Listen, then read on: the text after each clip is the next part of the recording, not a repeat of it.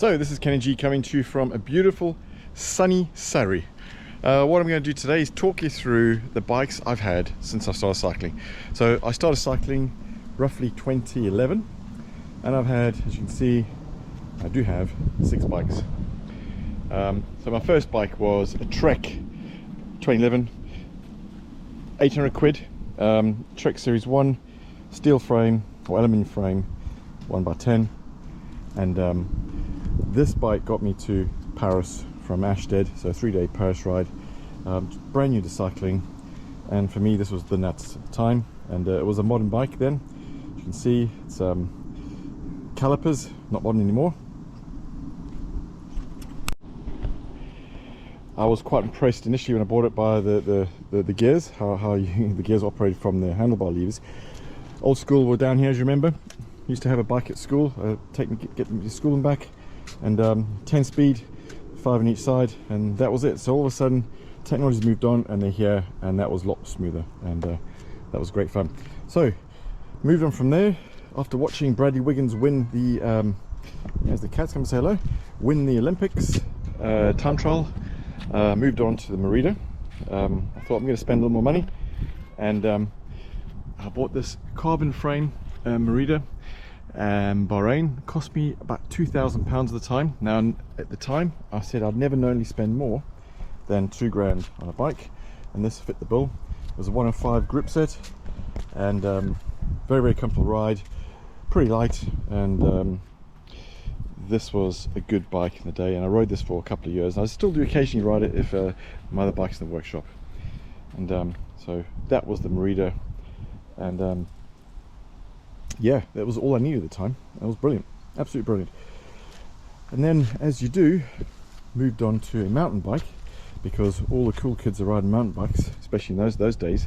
I took this to South Africa. I've ridden 4 Gerberg C's on this bike, which is 900 k's on 9 days, 100 k's each day. It's gone through a few upgrades. Initially it was a 2x10 on the back. I've upgraded that to the SRAM GRX 12 speed, and that was a massive improvement.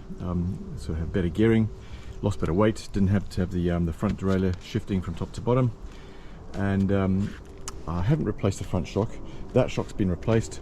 Seat's been replaced a few times, and I've had a few crashes on this one, but it's as strong as a bomb.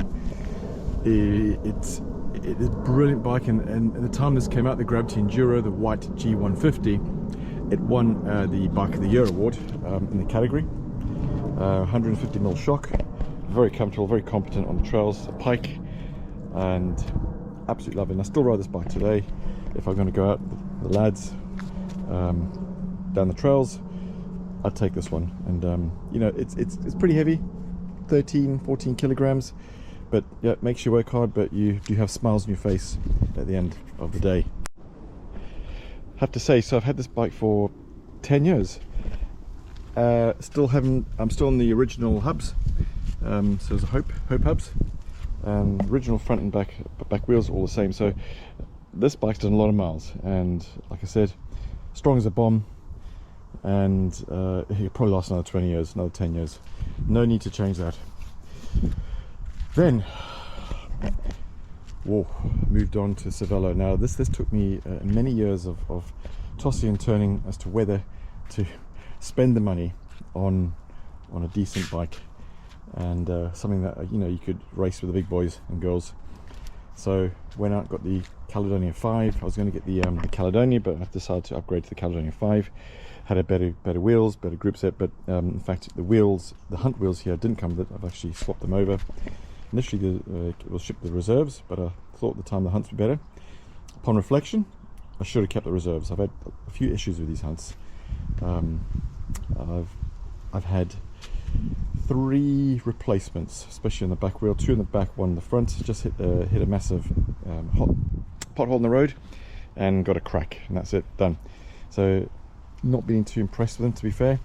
My wife had the same set as well. She had the same problem. I had to replace hers, I think, once. Yeah, so I wouldn't get these same wheels again. But having said that, the bike's a great bike. It's aero, it's light enough, very comfortable, being the Caledonia range. It's not too low, so it's quite an upright ride and suits me perfectly because I'm not as flexible now as I should be.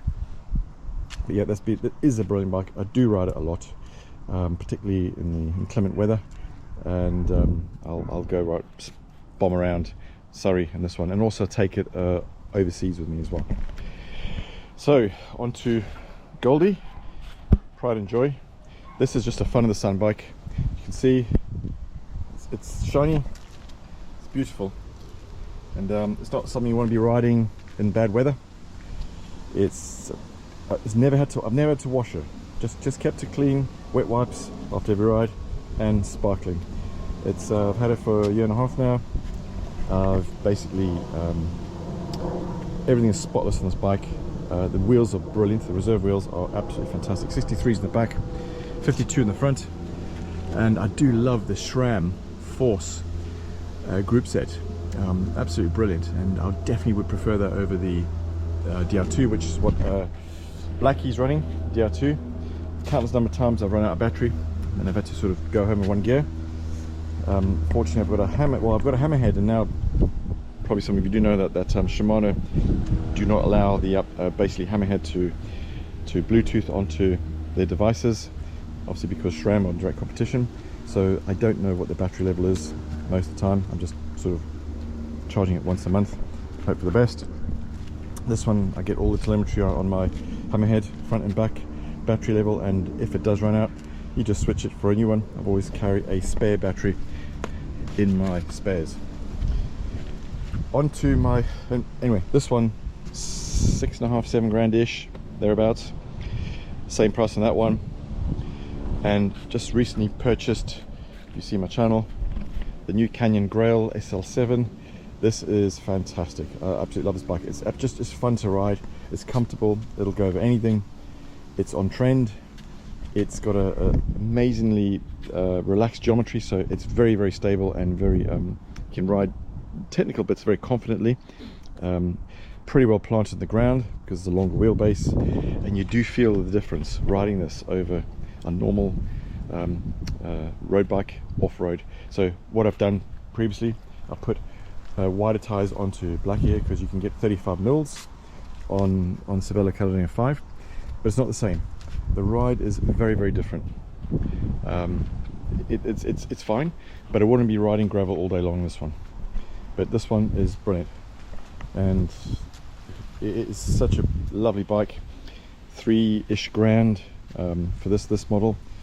You've probably seen other videos. I probably wish I'd gone up to the model above, SLX. My friend Harold has. He's got all the gadgets on us, but at the end of the day, it's the same bike. But he does have better tires, better wheels on his. He's got the Zip carbon wheels. Would I upgrade the wheels? I'm not sure. I'm pretty happy to ride this bike as it is. I'm not racing it. I just want to enjoy and ride it comfortably. Yeah, so that's it. 6 bikes in roughly 12 years, and evolution of riding for Kenny G. And the question is, what is next? I don't know. So here's a $1 million question. Pick one. Someone said to me, you can only have one. What's it going to be? I would have to say, in all honesty, it'd have to be the 5, Cervelo 5, because you can ride it in any weather. It's a fast road bike. It gets a 7 out of 10 for gravel. I can just switch the tires around, put gravel tires in there, 35 mils. Not perfect, but it's better than riding the 28s or so through gravel. So it's ticking all the boxes. It's very aero. It's very quick. Whoops. Oh, that's a close one. So not as much fun as riding that off-road. Not as much fun as riding that on-road in the sun, but it's getting a 9 out of 10 for road, it's getting a 7 out of 10 for gravel, it's getting a 10 out of 10 for bad weather, and it ticks all the boxes. It's basically versatile, and it just meets all the demands of the modern day cyclist. So yep, I go the Cervelo Caledonia 5.